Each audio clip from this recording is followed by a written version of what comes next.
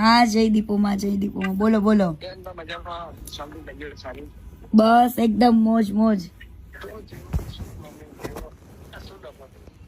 Problem તો ઘણા વર્ષોથી છે જ તે, પણ અત્યારે લગીને ચૂપ હતી.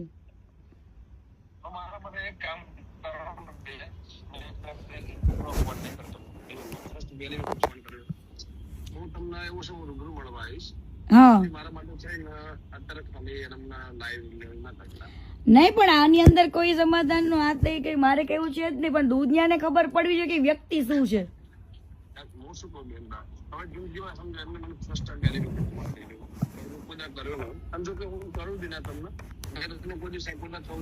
હા,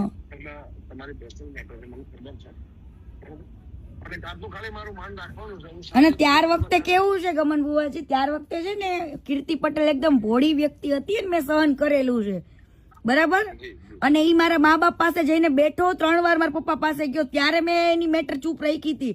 પણ આની હવે એક પછી એક બધા ગેમ કરે છે, તો મારી આરે ગેમ કરી હતી, તો હું કેમ ના ખુલીને કહું લોકોને.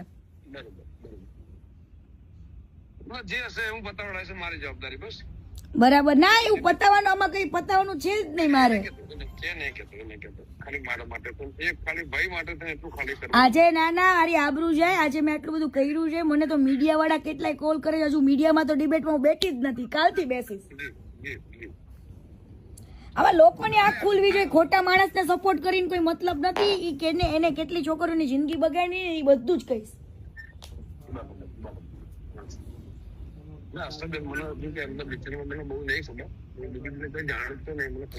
મેં તો સાથે કામ કરેલું છે ઘણા 1 વર્ષ સુધી,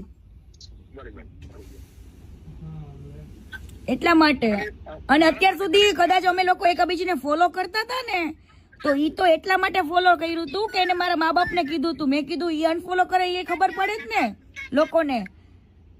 મારા માટે એક કામ કરશો, ખાલી આજનો દિવસ બંધ રાખશો. કાલે હું તમને એવું સમજ રાત્રે તમને રિંગ કરું, વોટ્સએપ કોલ કરું, તો હું તમને રૂમે જઈને ફેમિલી છે રૂમે જઈને શાંતિથી કોલ કરું. છોકરા લઈને ખાલી ફરવા આવ્યો. અને આજનો દિવસ મારું માન રાખજો.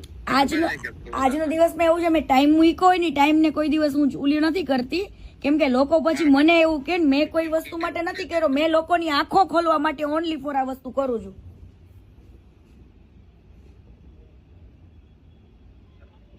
હેલો,